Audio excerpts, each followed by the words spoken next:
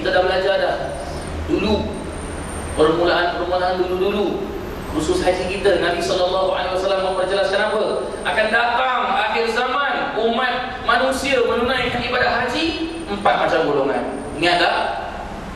Buka balik kitab manasik kita, ada 4 macam golongan para jemaah sekalian. Kita nak termasuk ke salah satu dari 4 tu? Kalau boleh kita tak mau.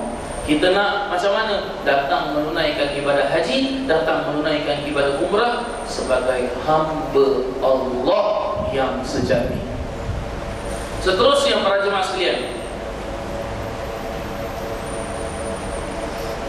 manakah lebih afdal antara kita memperbanyakkan tawaf ataupun kita memperbanyakkan umrah?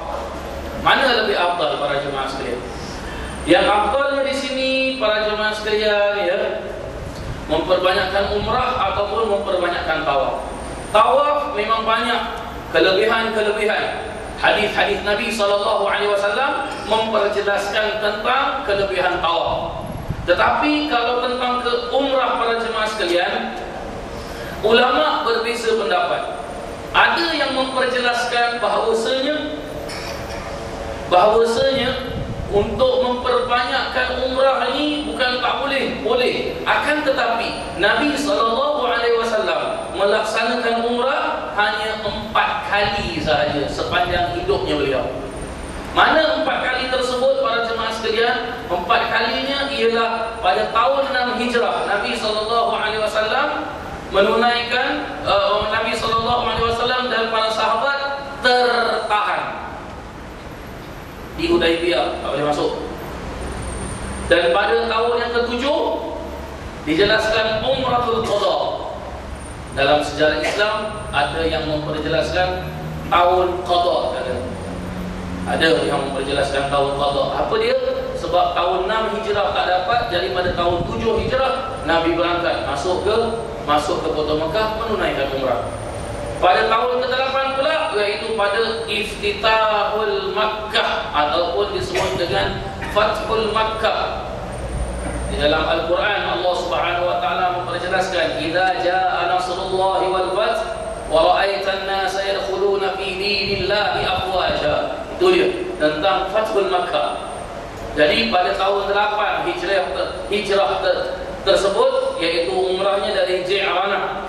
Dan pada tahun 10 iaitu Haji Wada, pada tahun 10 Hijrah para jemaah sekalian. Jadi 4 kali Nabi SAW melaksanakan umrah sepanjang hidup beliau. Bagaimana pula Ustaz dengan umrahnya isteri Nabi Sayyidatina Aisyah radhiyallahu anha? Umrahnya Sayyidatina Aisyah, beliau melaksanakan tatkala beliau menjatuhkan niat di Tanaim. Kenapa beliau melaksanakan? Sebab tatkala kedatangan beliau ke Mekah, beliau dalam keadaan haid, jadi tidak dapat mengerjakan umrah para jemaah sekalian. Akan tetapi bagi mereka yang membuat haji ifrad, hendaklah mereka keluar ke tanah halal setelah sempurna ibadah hajinya. Kenapa dia kena keluar dari tanah halal? Untuk mengerjakan ibadah umrah yang belum dikerjakan lagi semenjak hari tibanya di Mekah. Apa maksudnya ni Ustaz? Dia datang ke Mekah dengan niat ihram haji. Jadi dia buat haji dulu. Habis dia buat haji, dia belum buat umrah. Jadi bagaimana? Apa yang perlu dia buat? Dia perlu keluar daripada tanah haram tu. Dia nak kena pergi tanah halal. Tanah halal macam mana? Tengoklah mana tempat yang dia nak jatuhkan niat. Dia boleh jatuhkan niat dekat Ji'ranah, boleh. Nak jatuhkan niat dekat Tanaim, boleh. Nak jatuhkan niat dekat Hudaibiyah, boleh. Pergilah dia tempat tanah halal tersebut. Jadi bila dia jatuhkan niat apa? Niat ihram umrah. Begitulah para jemaah sekalian, ya. Baik.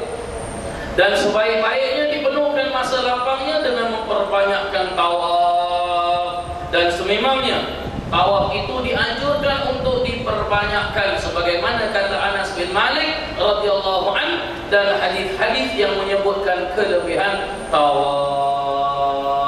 Begitulah para jemaah Kesimpulannya bagaimana para jemaah sekalian? Yang afdal, apa yang Nabi buat, kita buat. Apa yang Nabi tak buat, sunnah bagi kita, tinggalkan. Dan juga kesimpulannya lagi, bagaimana kita perlulah berlapang dada. Maksud berlapang dada itu macam mana? Mereka yang nak buat tawaf, silakan. Mereka yang nak buat umrah pun, silakan. Sebab apa? Kedua-dua ibadah ni baik. Umrah pun bagus, tawaf pun bagus. Jadi tak jadi masalah. Katakan kita nak buat umrah, hari-hari kita nak buat umrah.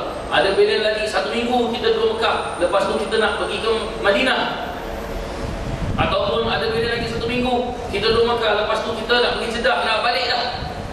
Jadi tinggal lagi 1 minggu, hari-hari dia nak buat umrah. Buat apa? Daripada dia membuat kerja-kerja yang tak ada faedah, lebih baik dia buat umrah. Ataupun dia tak nak buat umrah, dia nak buat apa? Dia nak buat tawaf saja. Boleh, silakan. Ataupun dua-dua dia nak buat. Saya dah buat dah Ustaz dah, umrah wajib sekali, dan lepas tu besok saya buat sekali lagi umrah sunat dah. Sekarang apa saya nak buat Ustaz? Saya ada lagi 5 juz Quran yang saya nak khatamkan di Masjidil Haram. Pergi duduk di Masjidil Haram dalam tempoh 1 minggu, 5 juz lagi 7. Baca lagi, khatam dari Al-Quran di Masjidil Haram. Boleh, tak jadi masalah. Yang penting dia buat perkara-perkara yang berfaedah. Jangan buat perkara-perkara yang tidak berfaedah.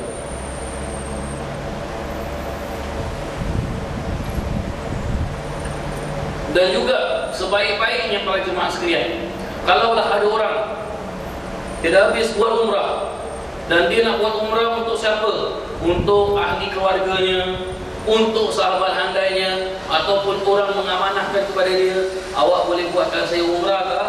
Ini saya, kalau awak buat umrah, ini ada hadiah sikit lah yang saya nak kasihkan pada awak. Buat, bismillah. Buat, pahalanya besar. Kita buat demikian. Tapi mereka yang sudah buat umrah wajib dulu, para jemaah sekalian, ya. Baik, selesailah kita tentang penjelasan tahlul.